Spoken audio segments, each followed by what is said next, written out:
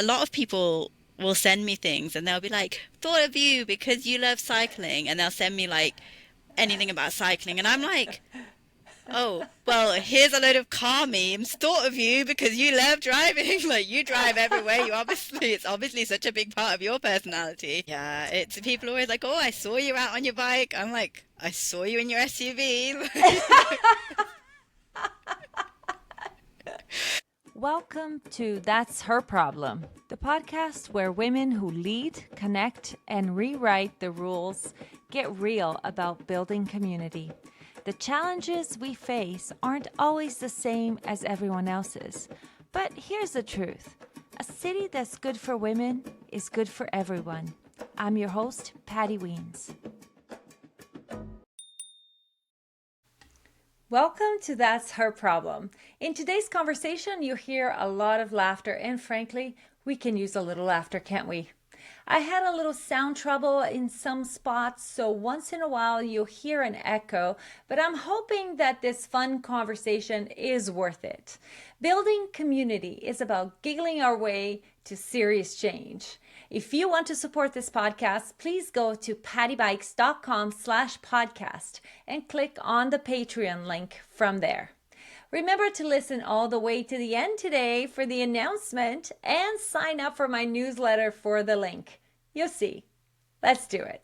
Yeah, maybe I'm not going to cut out the giggling. Maybe I'm going to leave the giggling because, not everything has to be serious. I mean, Cycling right? certainly doesn't. Yeah, I mean, you're hilarious. Thank you. Yeah. Did you always know you were funny? I've always liked like jokes and making. I feel like that's a very natural way for me to communicate, and it all sometimes as an adult it really surprises people, and I can come across as incredibly rude or like just like insane because they don't get like the first time I meet someone. I never know to like ease into it. I always say like this really random joke, and they're like looking at me. They've got like no clues. They're like, is she she serious? serious? She's really mad right now or whatever. Yeah, I think I'm just like a very jokey person, and I think it's my kind of way of setting myself and kind of setting people at ease. I've always kind of liked to entertain. So Well, that's great. Well, Sarah Jasat, welcome to That's Her Problem. Oh, thank you so much for having me. I'm so excited to be here. Awesome. I feel like today's conversation will be a little bit different than what I usually do because it was a bit of an impulse from both sides to have this conversation. Me sliding into your DMs, for lack of better words. Oh my God, it was the best. It was the best DM. Like, I love it. I feel like it's so funny. Like, when girls message me on my DMs, I'm like, oh my God, like, I love you. I'm sending them emojis. I'm like, come to my house. Here's my phone number. And then when guys message me, I'm like, Block. hello. I'm like, yeah, like, good evening, sir. Like, how are So you? it's so funny because the first video I saw of yours, it just popped on my feed. And right away, I noticed that a guy friend of mine, actually one of my bike heroes here, and we can talk about this another time, but his name is Tom Babin, and he was sort of the reason that I started winter cycling. And he commented on your video. He said something like, more people who think about bikes like this, please. And I was like, well, if Tom Babin likes this girl, I need to watch this all the way to the end. Oh yeah, I feel like I just have like fallen into this incredible new world to me of like people who get it, like people who feel the same way I do about bikes, and like I don't think I even noticed when Tom commented, but now you're saying, oh, Tom Babin. I'm like, oh, Tom, oh my God. Like, did he like that post? Did he comment on it? How awesome. I feel like it's this ready-made, amazing friendship, magical cycling community for me. And I'm just so thrilled to be part of it. So, for our listeners who don't know this, and I feel like by the time that this airs will be sometime in July, and a lot of people will already, you'll be so famous, you'll be like, oh, remember when I was on that little podcast? And we're going to play the video for everyone, just for context. And if you're listening to this and you're not watching, you will get the gist, but I'll just explain that in it, Sarah is doing a very mom thing cutting up strawberries at her kitchen counter, and she's wearing a pink scarf or hijab, right? Yeah. All right, so let's watch it. Do I cycle fast? No. But do I cycle far? Also no. But do I know a lot about bikes? No. And can I do a lot of my own maintenance? No. And do I go to some amazing scenic routes? No. But do I have a plan so that I can learn more about bikes and improve my cycling? I do not. But you know what I do have? I do have a pink bike, and not a lot of people have got a pink bike. Oh my God, yes. First, I laughed so hard because you're witty and you're funny.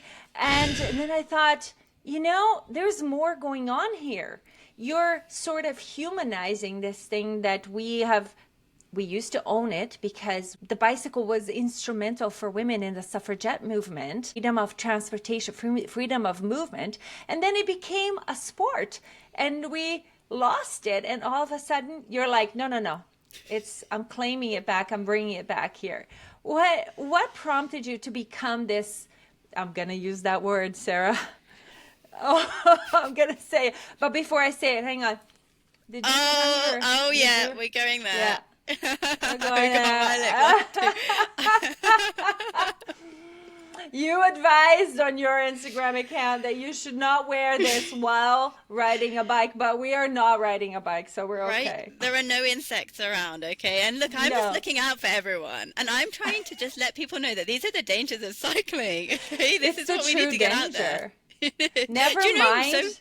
That's it. So many people have come to me and been like, you know what? Yeah, like that is a real problem. But what am I supposed to do when I'm doing my Taylor Swift, sing-alongs? Look, I've actually got an answer for this because the other day I was about to go through this kind of cloud of gnats. I could see it, in the sunlight, and you have to get through there. And I was putting my whole mouth away. I was closing my eyes. I was ready to cycle blind. And then this pedestrian really politely kind of gave me way. So then I'm like, what do? I have to say thank you. So I'm like blowing out, and then I'm like, thank you. And I carry on blowing out, just to make sure that in that brief instant, no gnats go in. So you just have to time your breathing. And I think if you're singing, it's mostly air going out. So that's gonna repel the insects. Oh my God. It's funny because you need to do this now too. You have to get a camera that you always have on your bike because you're funny even when you're not trying to be funny, apparently. I'm blowing out. So I have my camera running all the time, and people think that, she goes out and plans these Taylor Swift sing-alongs. I don't, because I'm always listening to Taylor Swift and I'm always singing along anyway. That's just your life, right? People don't understand. Everyday life. They're like, how could she be so fabulous? Which she just is. And so when I was recording All Too Well, it's because I was thinking, how many All Too Wells is it to listen to on my ride home? And so, yeah, because it's a hefty one, right? You can get a lot packed in that, right? And it's song. The Swifty unit of measure, right? So it's important to. Oh my gosh. This podcast is going nowhere, you know this. No, it's going everywhere. You were asking me a question. You said yes. Why did you decide to become a bike influencer? What happened? You didn't want to talk about that one thing, but we're going to talk about it. Wow, Patty, you are putting me, because I was like, why? And then I was like, wait, she knows why. She knows why. She is going to make you talk about it. Okay, so a year ago, last summer, last spring, I was asked to write a post for a cycling blog, a fantastic cycling blog, which is all about, it's a really good resource for anyone who wants to cycle with kids. It's called Cyclists, and they asked me to write an article about cycling with family in the Muslim fasting month in Ramadan. So I wrote an article, and I just had this feeling that I had a lot more to say outside of the article. And I'd been cycling for a bit, and I'm part of this group called Ride On Sisters, which is here in Leicester, does really good work teaching people how to ride, giving them confidence. But my knowing already how to ride, my role was almost like hang out in the group chat and try and answer people's questions and give my own experience. And I was sort of regurgitating the same, answering the same questions a lot, telling about my same experiences. And I was like, there's a lot that I have to say.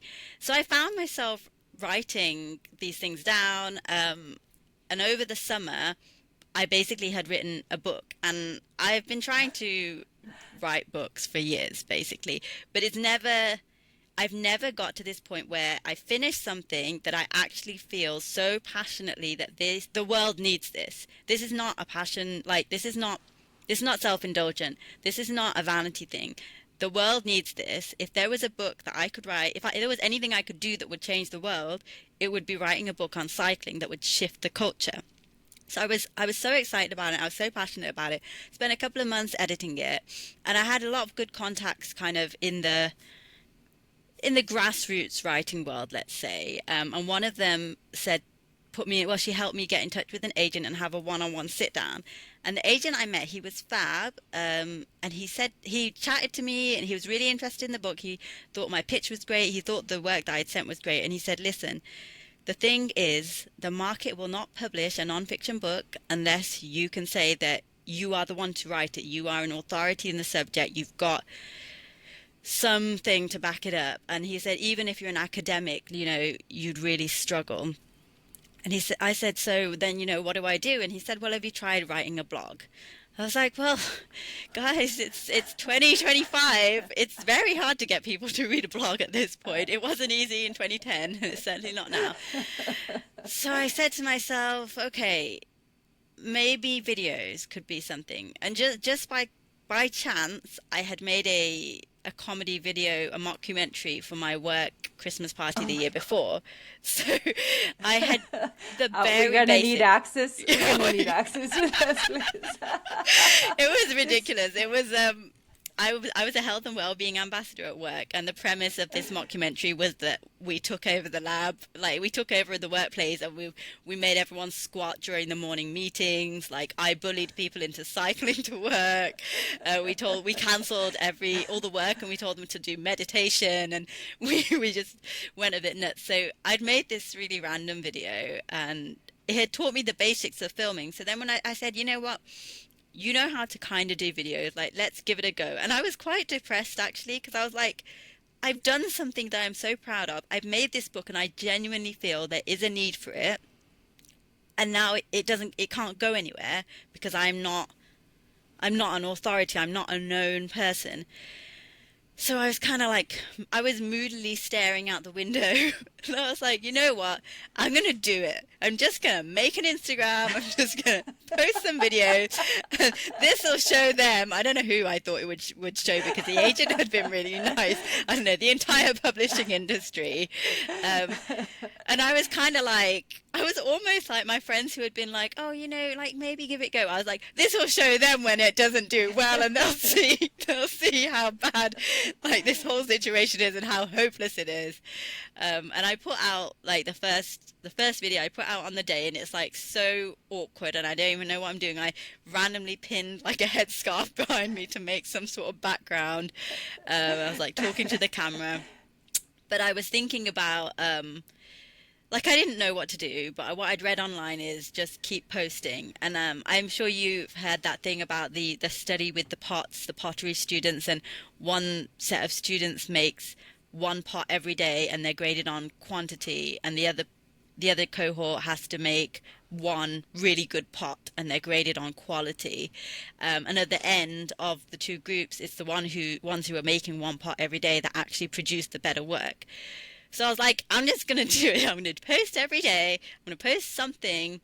I'm going to show up and make a hopefully above average video, not an excellent video. I'm going to make a video and hopefully do it in a way that's not going to be exhausting to me so that I can keep going. And I think quite quickly I actually started feeling like, oh, I've got a lot I've got a lot to say. I've got a lot to write about. Not well, a lot to script or a lot to talk to camera about. And every time I'd be like, I think I'm out of ideas, I'd go on a bike ride and I'd be like, oh, this is something else. It's so true. The bike ride is the idea machine. Right. It so is. It so It's is. better than washing dishes at the sink, you know? Well, I read this interesting book. I'm not going to segue too much. Oh my God, I'm not going to go on too much of a tangent. But I just read this book, which is was called The First 20 Minutes, and it was talking about how humans are made to move, and our best thing is that we're so good at walking, like prehistorically or whatever. In terms of evolution, we are really good walkers, and we were made to do everything walking. We were made to be able to, strategize and invent while walking because we had to walk all the time.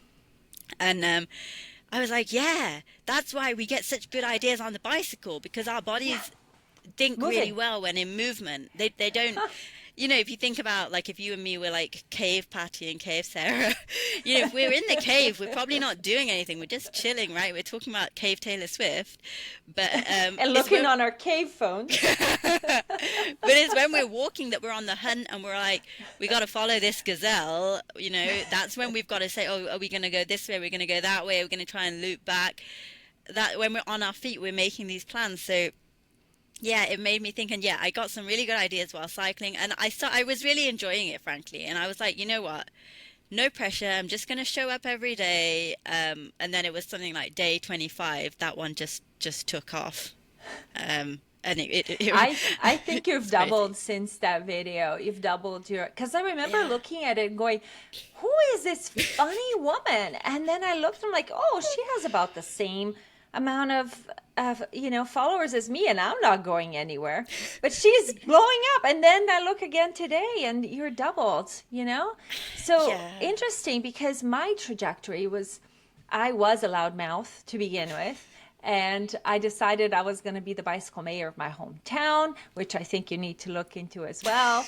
And I became sort of this self-made local tiny celebrity. I started making videos about riding bikes in winter. I started wanting more women on bikes and just being a really loud mouth. I called myself the Brazilian Queen of the North. I put a tiara on my helmet, which you need as well.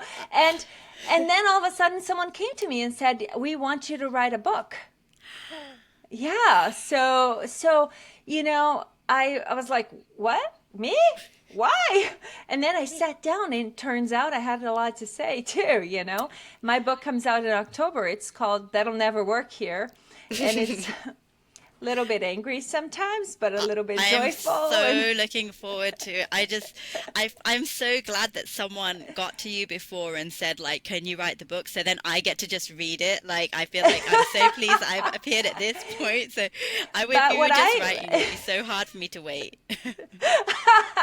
But here's the thing. Yours will be happening too, because you do have a lot to say. And I think that even though this man was very nice, he is wrong. He's so wrong. He is going to regret it, because you're going to go back to someone else and you're going to say, would you publish my book? Try a woman, maybe. Yeah, I'm just saying.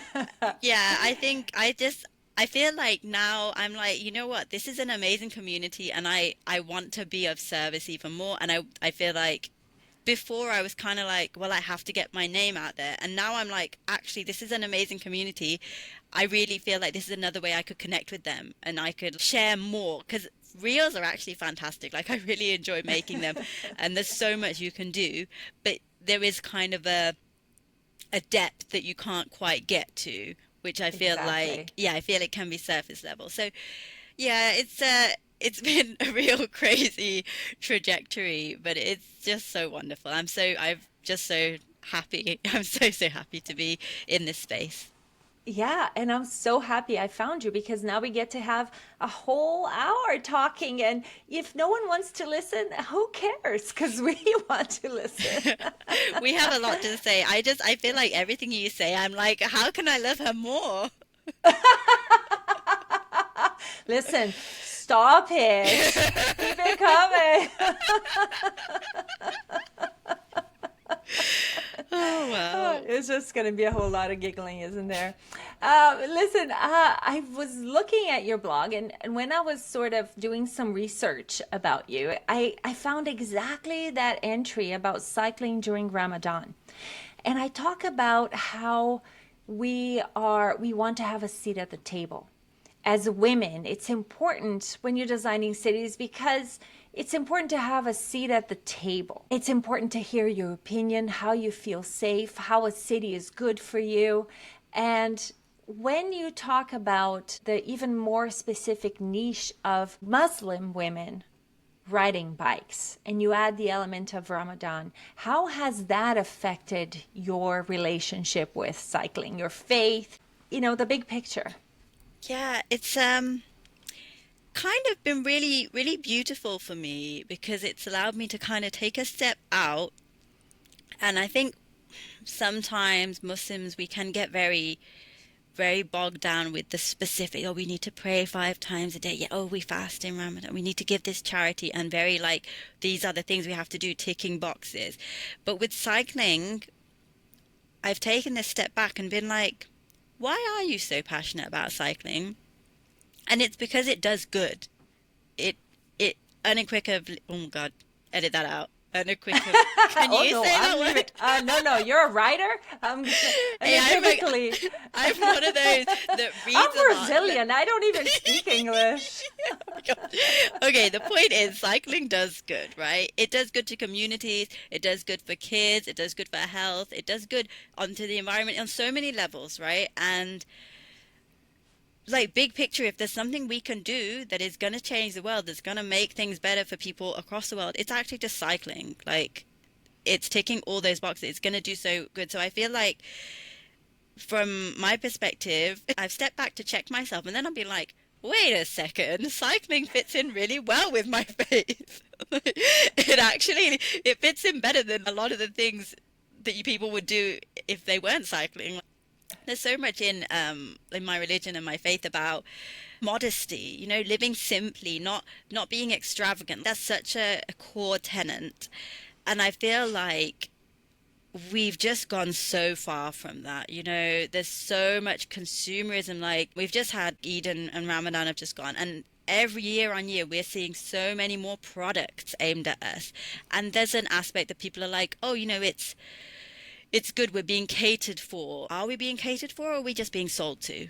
Are we just another consumer? And I think, taking that step back, looking at things like the ethical implications, looking at how we're working within bigger systems, of law and government and justice and environment is really important, especially for all religious faiths, but I can only speak for mine. And that is very easy to overlook as you're just going about your days within the system. So the system makes it very straightforward to drive, very straightforward for you to get a really big car that is very uneconomical in terms of fuel and in terms of your actual money. But that's the norm. And I think from a religious perspective, we really should be questioning whether these norms actually are cohesive within our faith, or whether we just see them as norms within our Muslim community and we therefore think it's okay. And a lot of it is education. People don't see it in the same way. So like one of the things I get really mad about is, okay, in Ramadan they'll be like, let's do a Ramadan community litter pick. But no one's talking about the fact that we're all driving to the mosque in cars that are polluting like the big environment. They get so close and then they don't quite get, they'll be like, oh, too many cars around the masjid, it's inconvenient to people who are walking, or, it can be rude and people are getting aggressive. It's not good. I'm like, yeah, I agree. And then they're like, you need to park further away. I'm like, you're so close. You need to park further away. Oh, it's just not a solution, because sooner or later, and I honestly feel like we're getting there in Leicester, there is nowhere to park. There is no further away. Like, you'll be at your own house if you're trying to Just find walk. Just walk. Just walk. Put a few bike racks there. Come on. Like I know. we have to look at these solutions which are there, which are compatible, but perhaps we're just not yet quite comfortable with, because they're not what we're used to. But we have to look at it. Yeah, and I feel like that's the truth with every faith. right? Yeah. Christianity is the same, right? My faith should be compatible with riding a bike. It's better for the environment. It's better for me, for my body. If my body is my temple, Right? then what better way to take care of my body than to actively arrive at my destination, right? Absolutely. If we are worried about the sizes of churches and the cost to the congregation, why are the parking lots 10 times the size, right? 10 times Yeah. the size of our buildings, and the community is further and further apart instead of being close together. One Yeah. of the people that I interviewed, her name is Diane Elisa. She was my second guest on my podcast, and she wrote a letter to suburbia. It's called A Love Letter to Suburbia, is her book.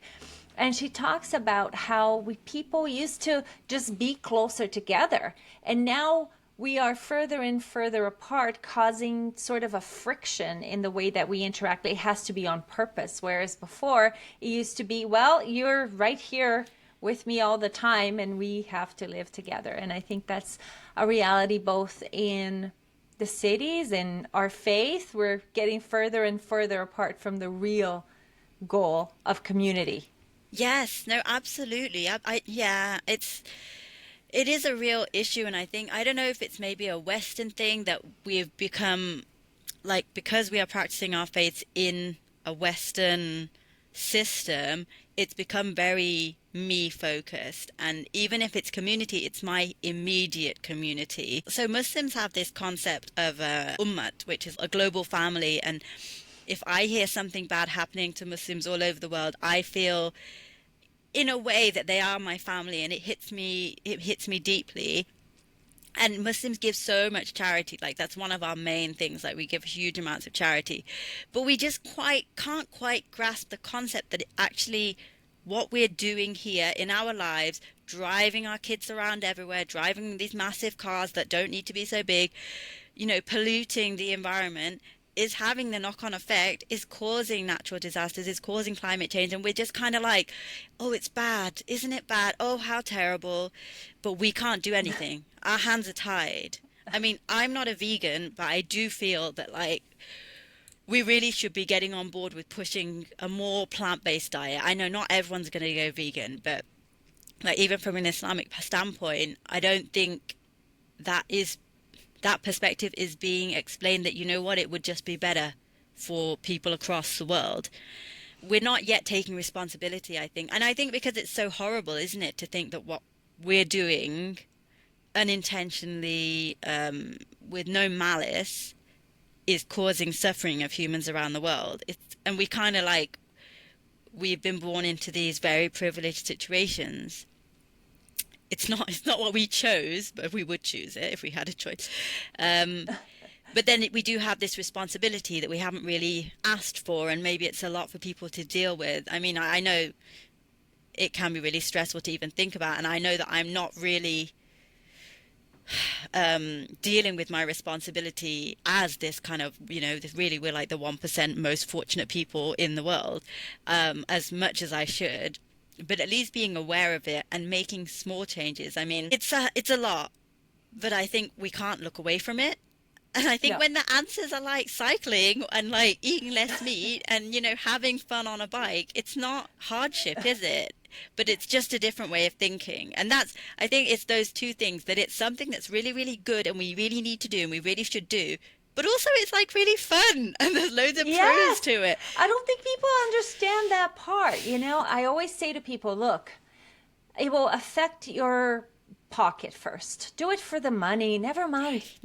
I say to people, just do it for the money for like a month. And I don't tell them about the other stuff, because people are very like skeptical of me trying to sell them on yet another cult. Yeah, yeah, that's the thing. You sound crazy when you're like, You oh, but sound actually crazy. it'll improve every aspect of your life. You Yeah. sound like you're trying to con them, right? Yeah, exactly. So I say, do it for the money, because you will notice it right away. In a week, you're going to be saving, it's $10, $12 a day on parking. You're going to save $100. This is all Canadian. It'd be half for you.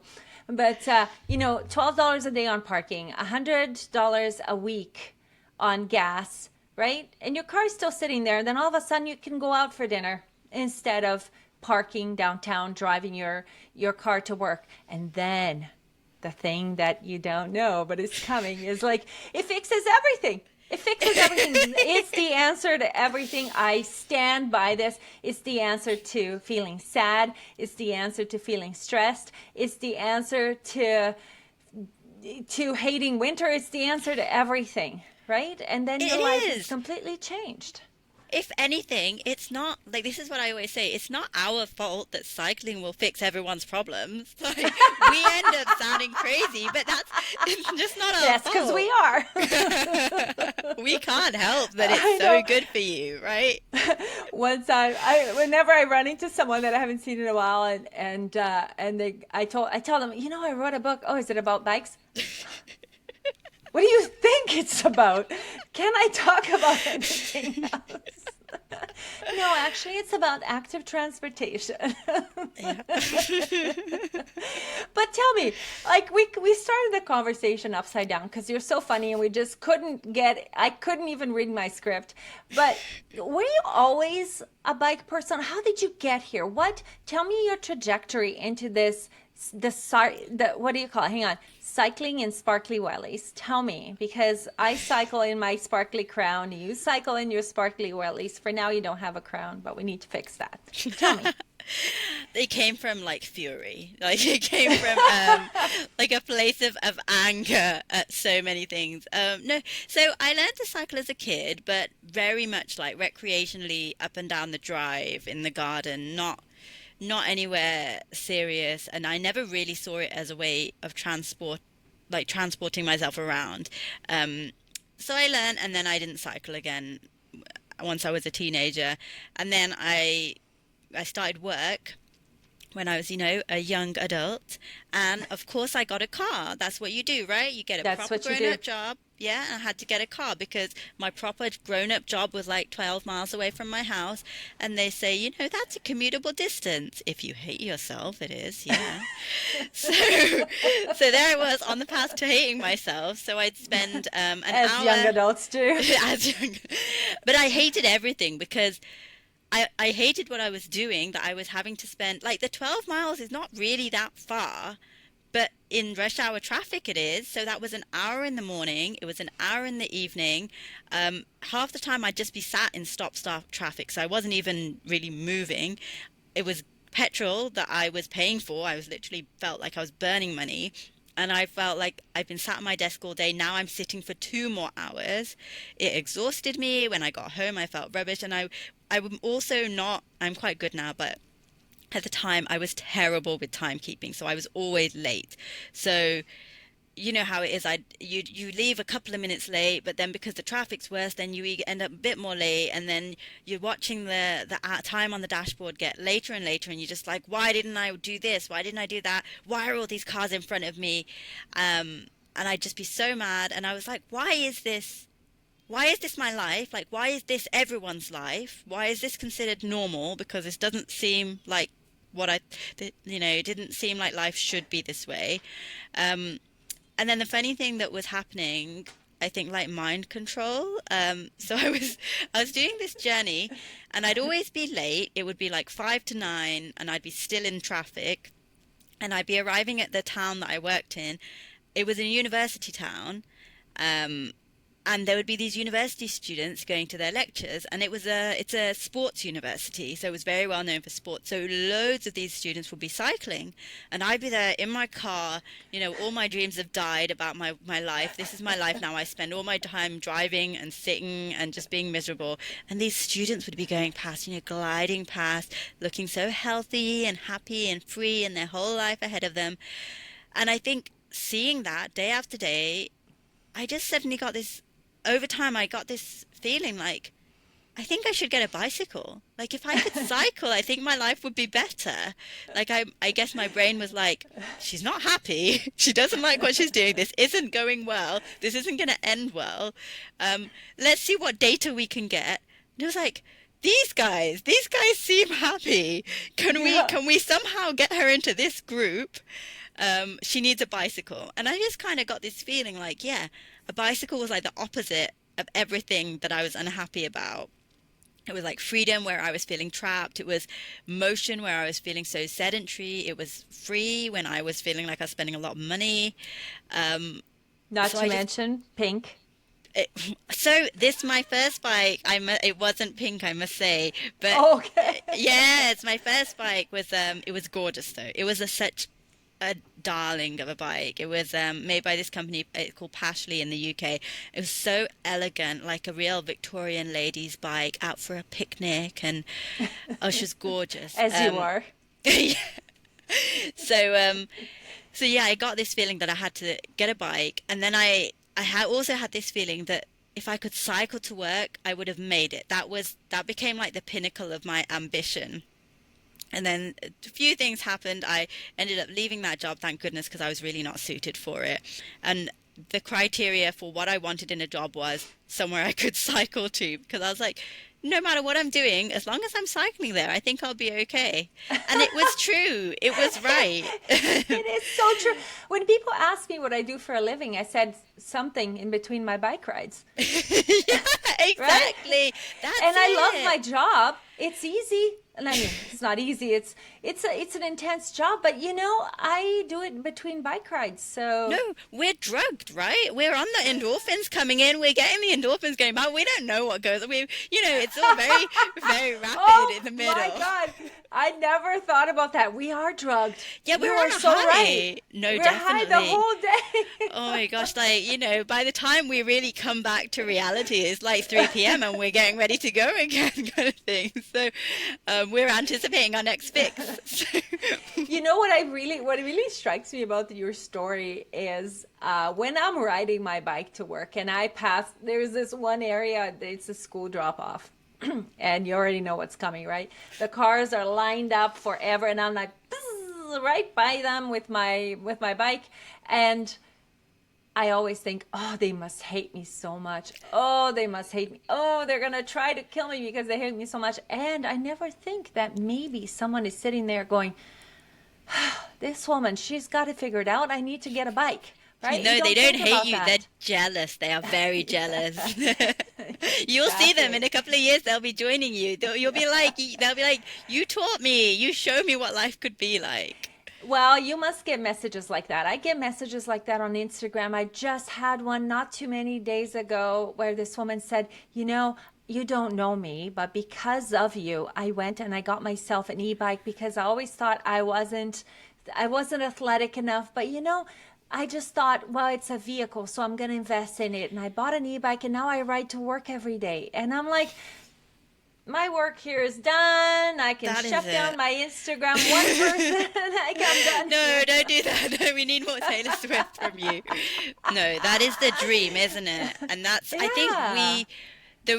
I think both of us perceive that there is this gap that, yeah, cycling can be so much. It can be the solution, but it's almost shifted into a recreational thing, um, which is great. Recreation or sport, right? Or It's sport, always, right? Yeah, I would kind of categorize them together, like yeah. not transport. Right. That it's yeah for fun in a very different way, and it's like oh no, but you're using that thing wrong. You're doing Yeah. that's not how you do it. You're all hunched over like that. It's Oh not man. fun. Sometimes I say that I cycle and people are like, oh, do you go anywhere nice? And I'm like, no, I don't load my bike onto a car, drive somewhere, unload it, cycle around and come home. Like, what kind of weird thing is that? I honestly, like, I have no shade on people who do that because, you're getting out, you're enjoying the fresh air. I hope you'll one day realize it could. Just a tiny shade, tiny, tiny shade. No, Just a no, little.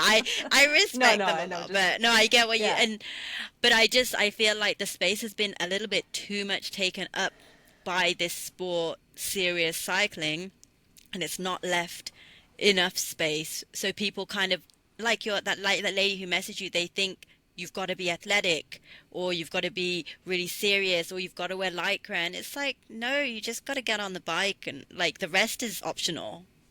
Yeah. Yeah. I had someone at my work say, oh, I went and I got a cycling shirt. I'm so excited. I'm like, A shirt then? a So shirt? just Like a like he's like, you know, the Lycra. I'm like, oh yeah. He's like, oh, it makes the whole difference. I'm like, yeah, no, that's not gonna happen here, you know? yeah. You, and I think that's what I really like about your approach to and why you're going viral. There is a need for us to understand that this can't be the life anymore. We can't continue adding cars and hoping that everything will be okay. So we need to normalize riding a bike. We need to normalize wearing just, I'm wearing this very fun jacket because of you today, but because I wanted to at least be fun and pink like you are.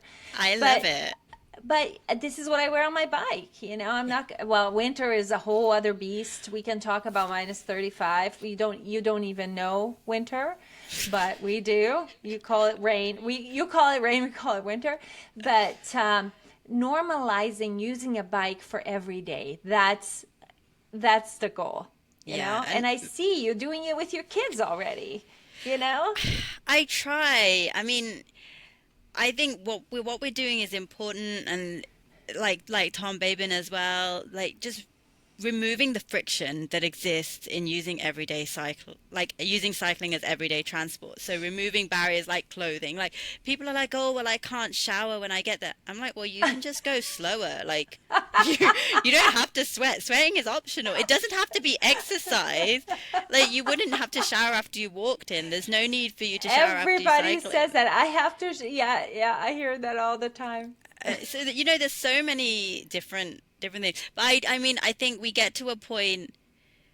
It has to be both, unfortunately. It has to be, us doing this culture shift, but also the infrastructure has to change as well, and that has to support. But I think, so one of the nice things, I say that cycling is a cult, and I think the reason is because a rising tide, raises all ships, because we all know the more people that cycle, the more we can demand better infrastructure, the more we can just expect it because it's going to be of service to more people.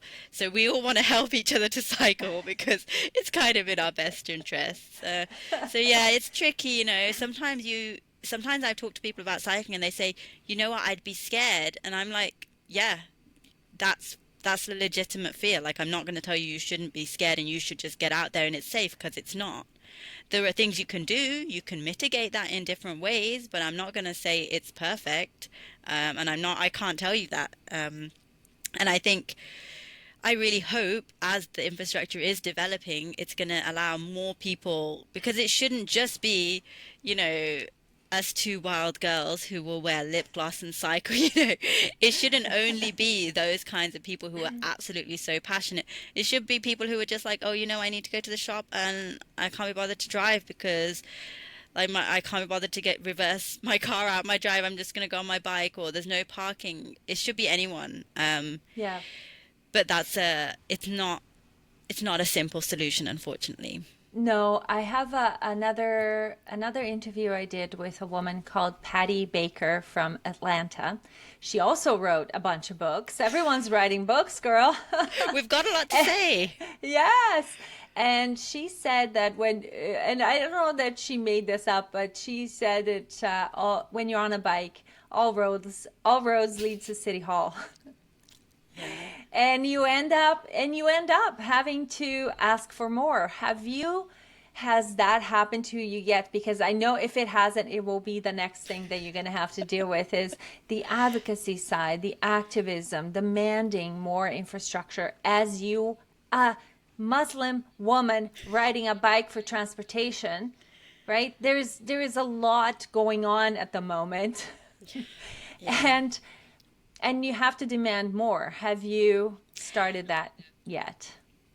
Yeah, so one of the big things that I've done, so the first step I kind of took in that space was we did the first Leicester Kidical Mass 2 years ago here. So I'd been kind of interested in it, and Kidical Mass, just for anyone who doesn't know, it's kind of like a really joyful protest. So for any cyclist, but particularly aimed at children, making it safe for children and showing that the provision is not sufficient already. But all you do is get together in a big fun group, everyone is welcome, and cycle around, whatever route you want to do.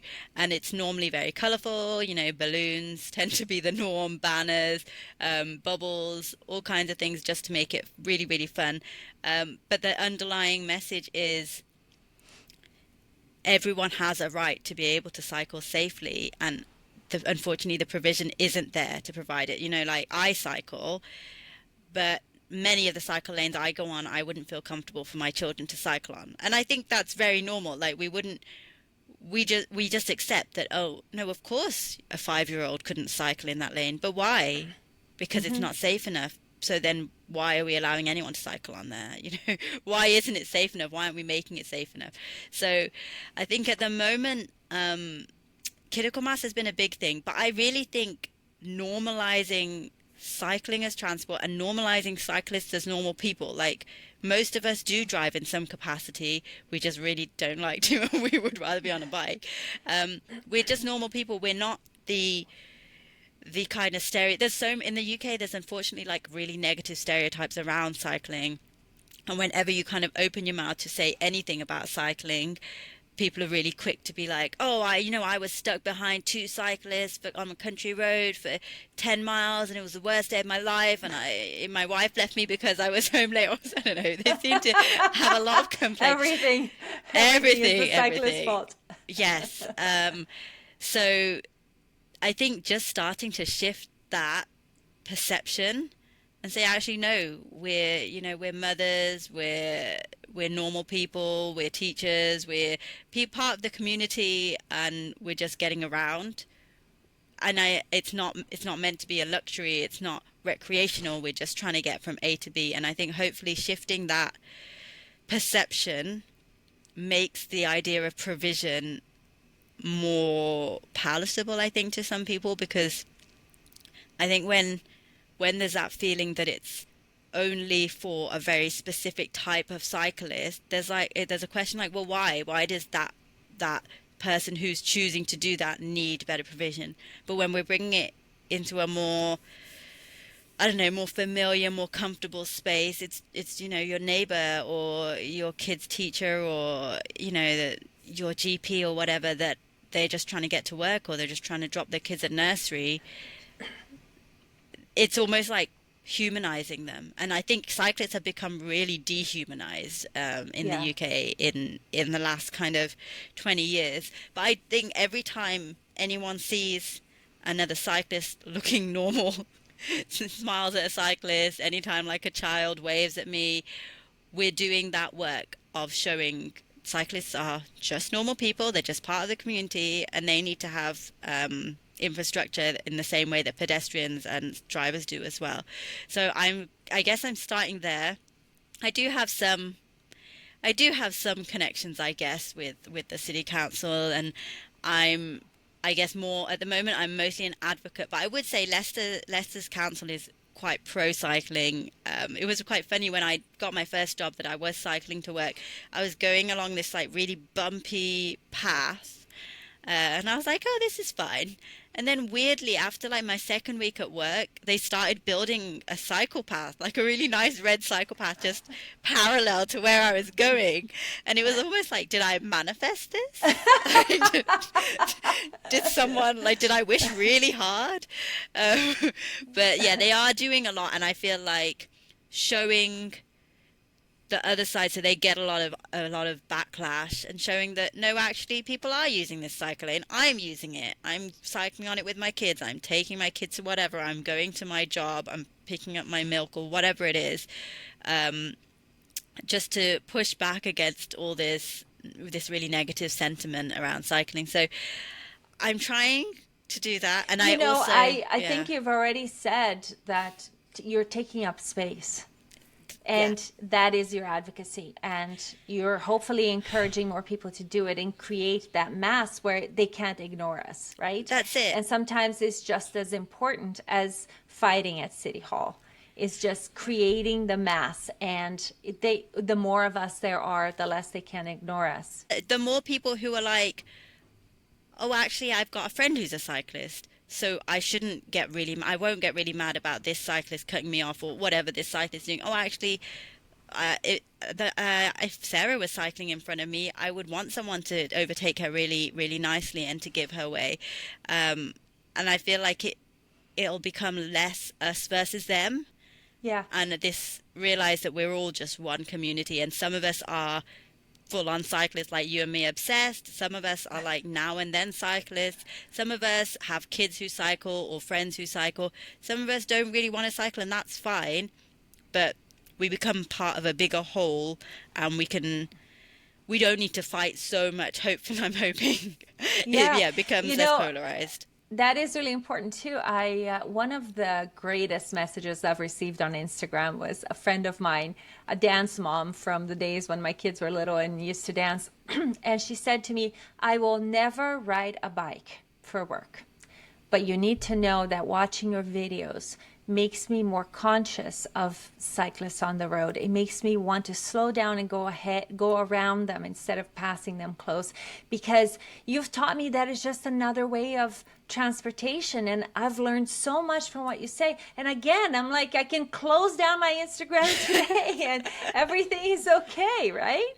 That is beautiful. So that is beautiful. But I thought of a video you posted the other day that I laughed so hard I was crying. And I sent it to my brother who lives in Amsterdam. Damn it. Those people. And in it you say, I hate it when people tell me I should go to Amsterdam.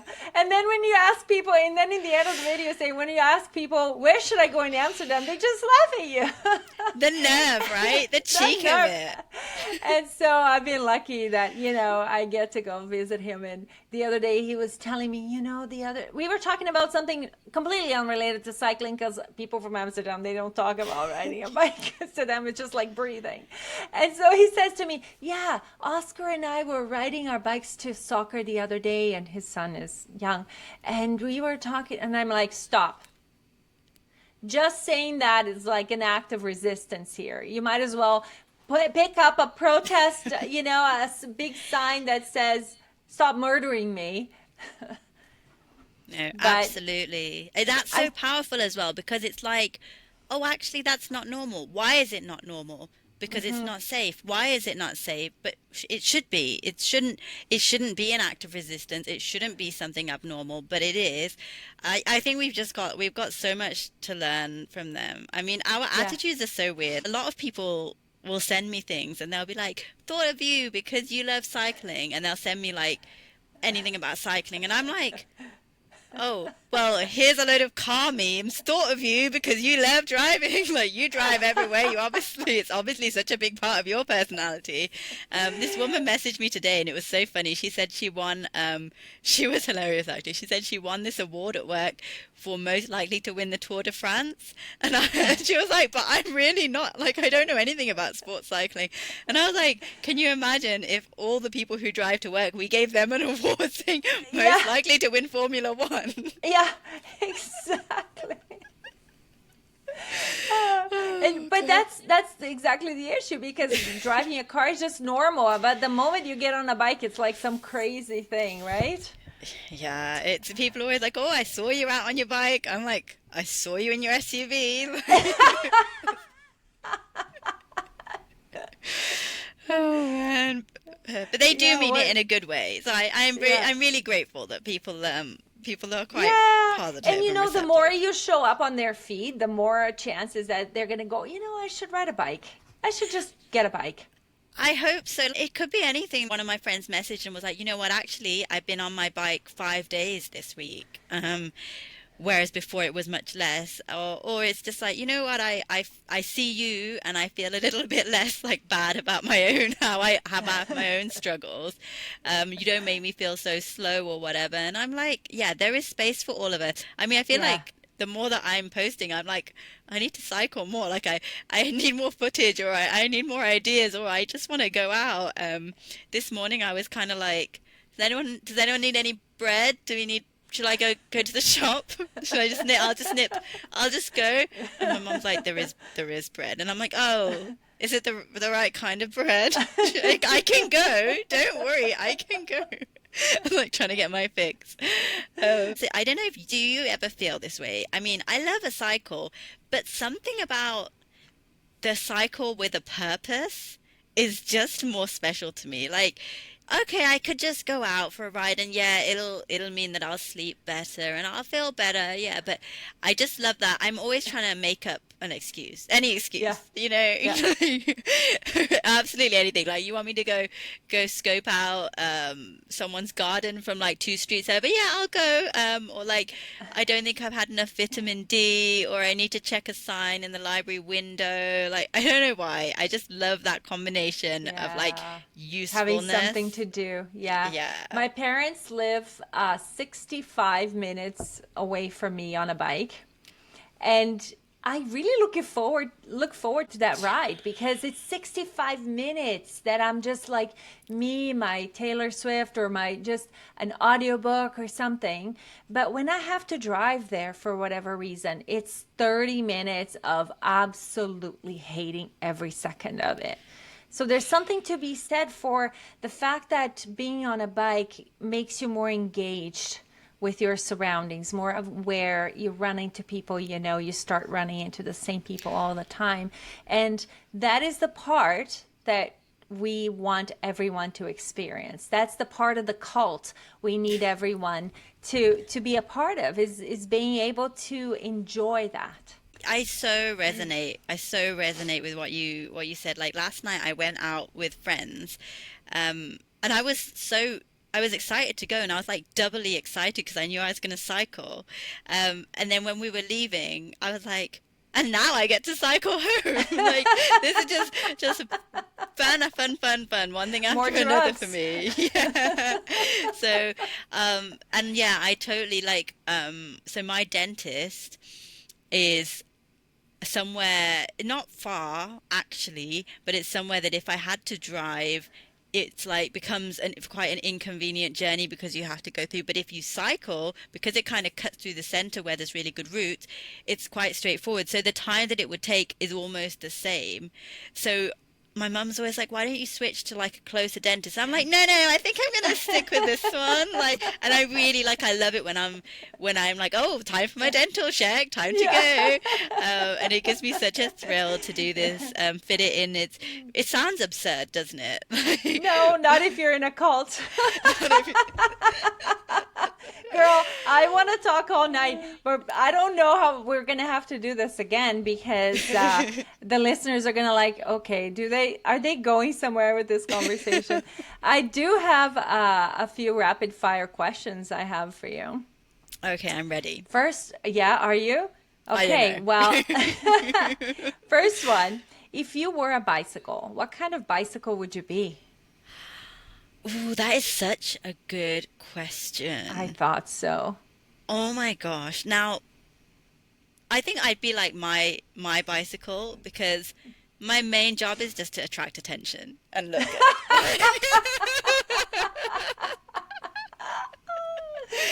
Oh man, I'd like to say I would be like my first bicycle, like a really elegant, you know, really put together, really well prepared bicycle. But no, I don't think so. Yeah, I think I'd be like my current bicycle. I love her, so I'm happy to Her be name like is that. Persephone. Yes, Persephone, my love of my life. I have got children and a husband, but she's the love of my life. Yeah, I'm gonna have to post a picture of Persephone so people can see your beautiful, utilitarian, made for you custom bike, right? Yes, I've been Yeah. working all morning actually. I've been working on a video. I'm probably going to post it next week, which kind of goes through how amazing. It's just like it's not an ad because you actually can't buy my bike currently. Andy, my mate who made them, he's not making them right now. So it's not an ad. It sounds like an ad, and I'm like, it's not an ad. It's like a love song. It's like a love poem to my bike. But yeah, no, I love her. Wait. Speaking of love song to a bike, you told me a little something, and we need to explore it. You wrote you wrote lyrics to which Wildest one was it? dreams. Wildest Dreams, right? Give us a little taste. I mean, you can sing it. That'd be No, really I great. really can't sing, but so it was like I changed all the lyrics, so it was all about traffic and bike. It was like bike lanes don't last forever. There was like will you remember me riding on a pink bike, taking in the sunlight, helmet and pink wellies. Say you'll see me again, even if it's in your cycling dreams instead of Oh wildest my dreams. It gosh. wrote itself, okay? I was barely involved. It just wrote itself. That's what Taylor says. You know, when Taylor Swift watches this video, Yeah. she's gonna ask us to go on a bike ride with her. You Oh, know we're this is ready. happening. We are ready. Taylor, Tay Tay, we love you. Just let us know. Just We're let ready us to know go. where, you know. Have your people talk to our people, and we'll make Make it it happen. happen. Yeah. Yeah. Okay, second question. What is your superpower? Right, my superpower is I have like a weird pathological need to come away from a conversation having made the other person feel better about themselves from when we started the conversation. And I think this is very nice, like it is nice, but it makes me sometimes sound really insincere, especially like Gen Z. They're like, "Are you making fun of me?" And I'm like, "No, I just think you did a really good job, and like I really respect you, and I'm really proud of you." Okay, and do you recommend a book by a female author? Yes, I do. So I recently read, I feel like all of the books that I reread recently were written by women. I'm reading Frankenstein by Mary Shelley, and I honestly think if Frankenstein and his monster just had a couple of rounds on a tandem, they could have figured everything out.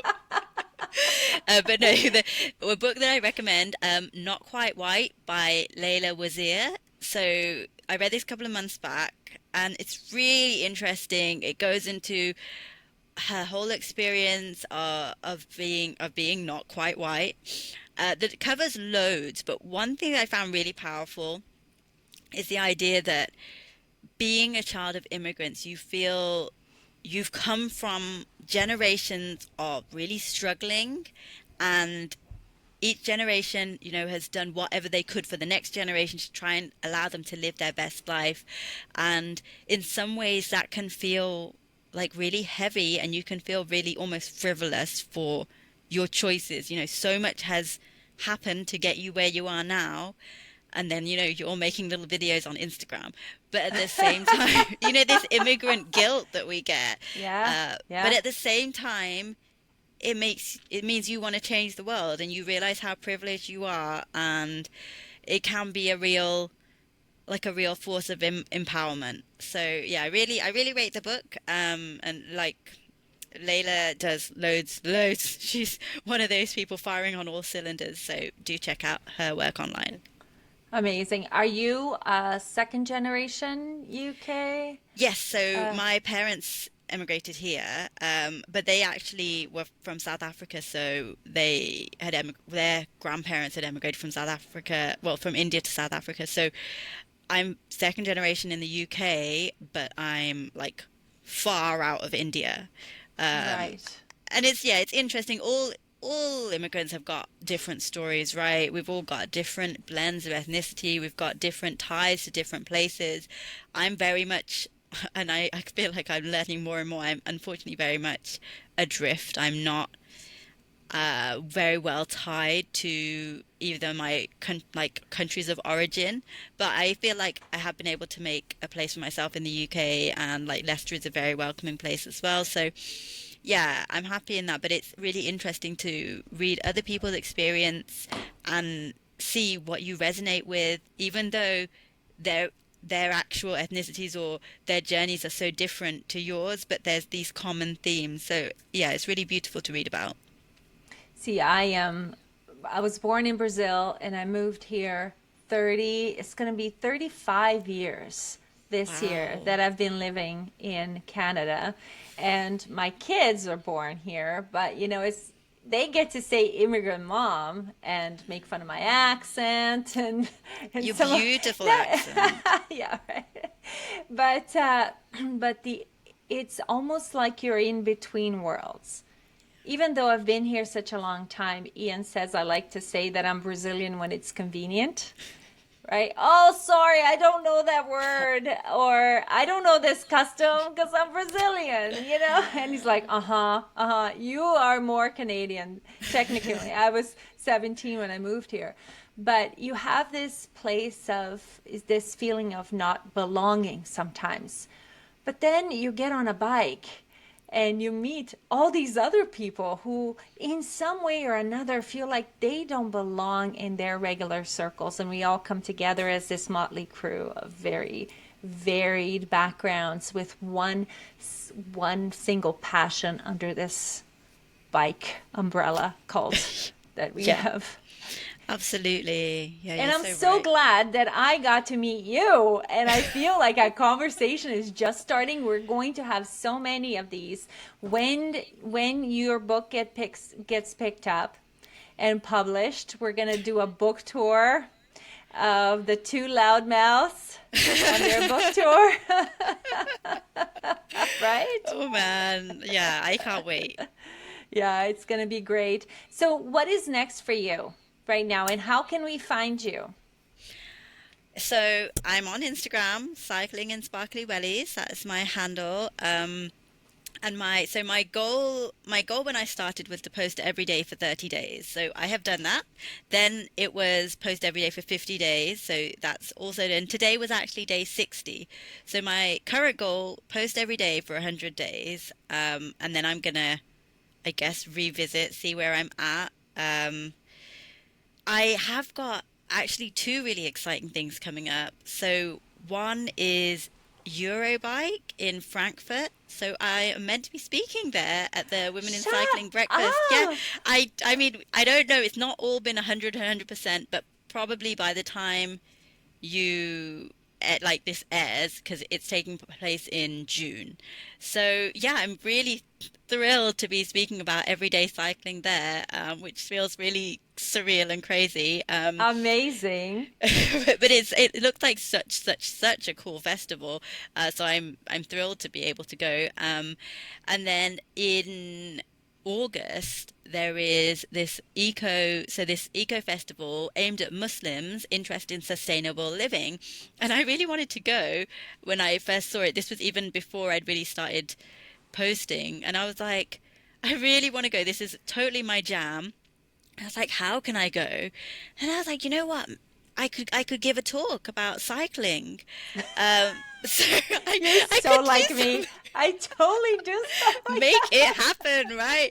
So yeah, so I should be doing that in August, and for my family, that's going to be a really cool, exciting adventure as well because we're going to be camping for 4 days. We're going to Where be is on a it? farm. It's in Oxford, Oxfordshire, at a farm there. So I'm really. It's going to shaping up to be a very big cycling summer. At some point, I think I am going to get to the Netherlands. So Let me there's a know. I lot. have a very cute set of nephews that would love to show you around. Oh man, I will. So yeah, I'm a lot of things potentially coming up, but I'm really just enjoying making videos, connecting with people. I've still got a lot. I haven't.